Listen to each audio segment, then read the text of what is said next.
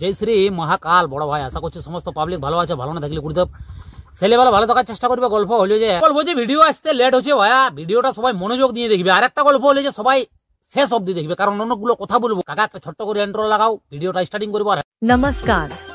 Welcome to Manak Editing Bhonga. Please one like and one comment. Please support and share your friends. Preview.